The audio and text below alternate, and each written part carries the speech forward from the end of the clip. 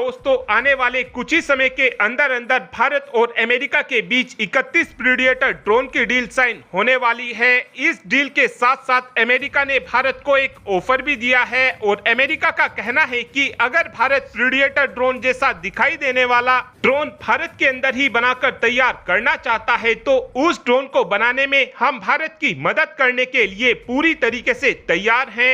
आप सभी के याद ही होगा अब से कुछ ही समय पहले डीआरडीओ ने भी इसी तरीके का एक प्रपोजल दिया था और उस प्रपोजल में डीआरडीओ ने प्रीडेटर ड्रोन जैसा ही एक ड्रोन दिखाया था, लेकिन उस समय हमारी गवर्नमेंट ने इस प्रपोजल को फंडिंग करने के लिए मना कर दिया था।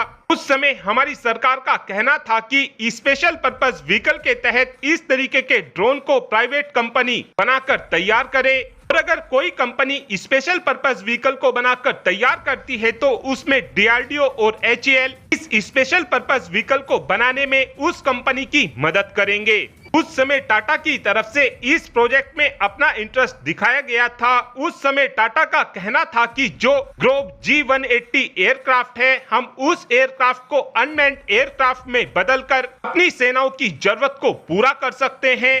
जो ये ग्रोव G180 है इस एयरक्राफ्ट के अंदर 2 टर्बोप्रोप इंजन लगे हुए हैं जिसकी मदद से ये एयरक्राफ्ट 41,000 फीट की ऊंचाई तक उड़ान भरने में सक्षम है, लेकिन इस एयरक्राफ्ट का एंड्योरेंस टाइम काफी ज्यादा कम है। टर्बोप्रोप इंजन लगने की वजह से इस ग्रोव G180 एयरक्राफ्ट की कीमत काफी ज्यादा महंगी हो जाती, लेकिन कीमत महंगी होने के बावजूद भी ये एयरक्राफ्ट ज्यादा एंड्योरेंस नहीं दे सकता था। इस समय ड्रोन को लेकर हमारी सेनाओं की जरूरत को देखा जाए तो हमारी सेना एक ऐसे ड्रोन को लेना चाहती है जो 24 घंटे का एंड्योरेंस दे सके और 30,000 फीट के अल्टीट्यूड पर उड़ान भर सके। इस समय जो हमारा तापस ड्रोन है उस ड्रोन के अंदर पिस्टन इंजन लगे हुए हैं और अगर हम अपने तापस ड्रोन के अंदर टर्बोप्रोप इंजन को लगा देते हैं तो फिर हमारा तापस ड्रोन काफी आसानी से हमारी सेनाओं की सभी जरूरत को पूरा कर सकेगा। लेकिन टर्बोप्रोप इंजन के साथ सबसे बड़ी समस्या यह है कि अगर हम अपने तापस ड्रोन के अंदर टर्बोप्रोप इंजन को लगा देते हैं तो हमारे तापस ड्रोन की कीमत 10 गुना बढ़ जाएगी।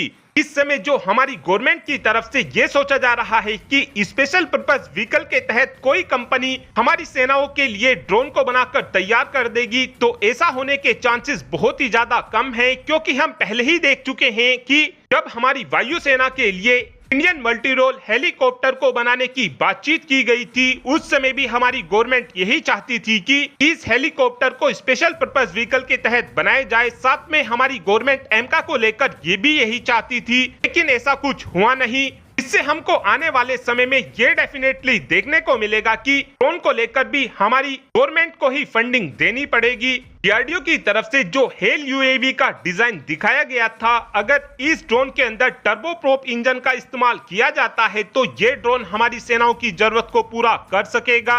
लेकिन आप सभी ये बात जानते हो कि हमेशा ही भारत के अंदर जो सरकारी कंपनी है वो अपने काम को काफी ज्यादा लेट कर देती है।